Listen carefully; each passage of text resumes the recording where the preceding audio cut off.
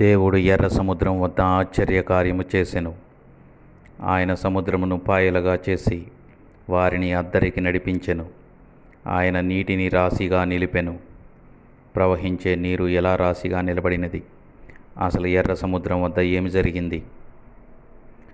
ఆసాపు తన కీర్తనలో ఇలా వివరిస్తున్నాడు: దేవా, జలములు నిన్ను చూచెను, అగాధ జలములు నిన్ను చూచి దిగులు పడెను, అగాధ జలములు గజగజలాడెను. ఇది నిజమే.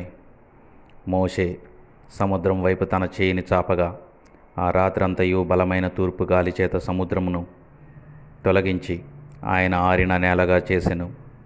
నీళ్లు విభాగింపబడగా ఇజ్రాయేలీలు సముద్రం మధ్య ఆరిన నేల మీద నడిచిపోయిరి. ఆ నీళ్లు వారికి కుడి ఎడమన ప్రక్కన గోడ వలె నిలిచెను.